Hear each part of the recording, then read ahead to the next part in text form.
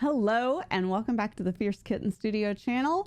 Let's go ahead and get it out of the way. Yes, I had my hair chopped. Yes, it's curly. I did not know that. This is my new vaccinated superpower. On today's video, we're going to discuss top stitching. I feel like this is a topic that gets glossed over a lot in bag making, and people may or may not understand why you have to top stitch and may choose to skip that step in a pattern because either they don't understand it or they feel that it might be unnecessary. Top stitching is actually a very useful style of stitching. It is akin to understitching if you guys have ever made clothing, garment stitching type stuff, English. Anyway, it's been a month. I'll just throw that out there that it's been one heckadoodle of a month. So give me some time. But we're going to talk about top stitching, and I'm going to use this bag to demonstrate it. This is the bag that will never sell. If you see it in 5 years in my videos, then just understand that it's the never sold bag. Yeah, anyway, let's get into top stitching.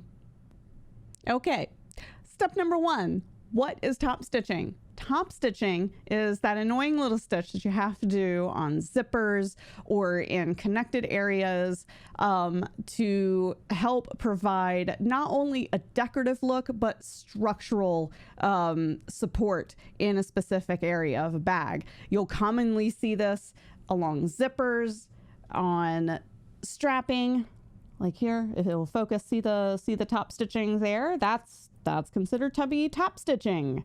Pretty. God, I did a really good job on that. I wonder why it hasn't sold. Thoughts for another time. And then also on little vinyl accents, like right around here. Here, I'll just bring it up so you can see my top stitching. Also, that sweet bag label. Oh my God. Okay. Anyway, now that I've had a moment. So top stitching, while some may think is clearly just like a decorative step, it's actually meant more for structural support.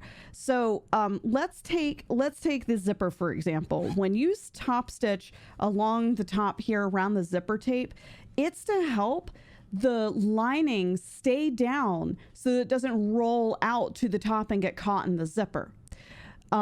On the flip side, if you do top stitching along the top of a bag like a messenger or a tote bag style, something that doesn't have a zippered closure, that's also to help the lining stay down, stay inside the bag and not roll its way out, because what will happen is you have the seam allowance that basically is sandwiched in between them, and it's going to constantly try to push up and try to be upright with the exterior fabric, which is typically your heavier weight fabric. Now, in my case, here, my heavyweight fabric's on the inside. I'm using waterproof canvas as the lining.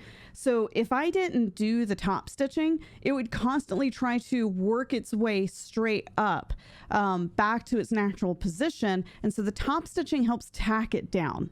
Now, likewise, you're going to see that around accent areas such as this. I'll try to center it because I'm so awesome.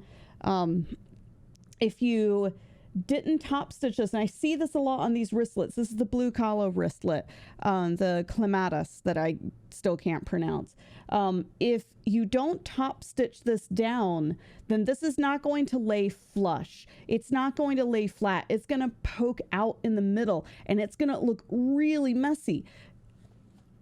I'm going to pause for that to refocus on me this time, but you really don't want that. So top stitching typically is for structural. Does it look great? Yes. Do you want it to look good? Absolutely, because it's on the exterior of the bag, which I think is why some people get it confused with like a decorative stitch. I try to make them look nice. Sometimes I'll use funky thread colors, like this one matches, right? I used yellow thread on the yellow bag, but sometimes I'll use rainbow. I actually have like a really cute bag. Ooh, I'll get it. I haven't shipped it yet because I'm lazy. Hold on. Okay, I just love this. And also you saw I wore party pants. Okay, well, whatever. You guys know me at this point. Okay, so this one, you can see the top stitching that I did there is in rainbow thread. So I made it look really nice. It's very pretty. Very well done, if I'd say so myself. So, you know, you can make it look decorative. Now, top stitching is also very much one of those stitches where typically I will make the stitch length longer. So on my industrial machine, I typically stitch at a 3mm stitch length, but I use a 4 or a 4.5 when I'm doing the top stitching, because the bigger the stitch, the more it pops, the more decorative it looks, but it's still providing that stability that you need to keep your lining from popping out, to make sure everything looks flush, to add further stability to the base of the bag. Like if you look at the bottom of a Mighty Messenger, that pattern, you basically stitch the two pieces together along the bottom of the bag, and then top stitch on either side. That's to keep the seam allowance from the middle of the bag from poking up on the inside. And it also helps the base of the bag sit flush. So, I mean, there's structural reasons to it. And so when I see people in bag groups posting these gorgeous bags, but then they don't top stitch, I'm like, no, don't skip the step. Do not skip it.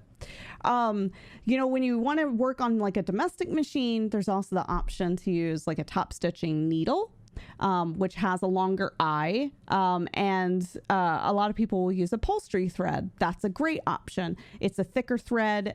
It will pop more. It'll show up. It's also structural, you know, because it's heavier duty. But you don't really have to do that. I use Tax 70 thread on my Juki, so that's why my threads appear at first glance to be a lot thicker and stronger, and that would be why. Now, another point to make again about like structural. So this is the Hopeful Sling, which, yes, I haven't made a video on it yet, but I will, I promise. On the back here, you have the strap connectors, right, and it's still not focused. I'm so sorry. So you see the strap connectors right here and right here.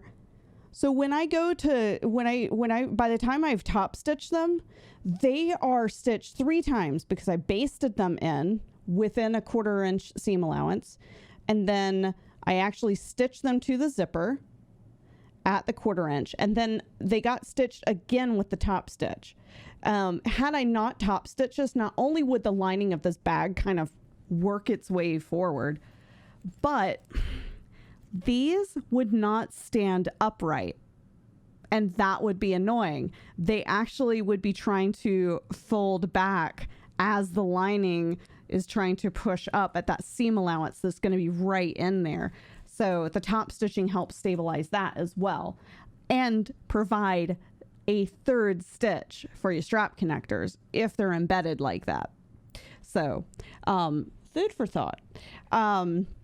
Consequently, if you're doing something with a garment, there's understitching. Understitching is best in collars. You'll see it a lot on dress shirts and jackets where you'll understitch. And again, like the whole point of top stitching and understitching is to stabilize an area and to make the fabric that you have cut out behave the way that you want it to.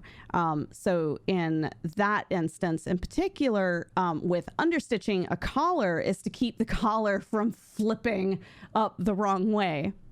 So I hope this video helped you. I'm sorry that I have not been on the ball with getting videos up sooner. We had a sick cat and she had to go into surgery, and then she got sick from the surgery. So we were really laid out flat from that for about 2 weeks there. So I'm going to work on getting a little more of a more regular cadence with getting videos online, and hopefully actually put up a tutorial for the Hopeful Sling, which is free to download on my site, courtesy of my Twitch community, which I love dearly. They raised so much money for St. Jude Play Live back in November that I released this pattern for free for them. And the generosity they continue to demonstrate on a quarterly basis. So thank you very much and have a great day.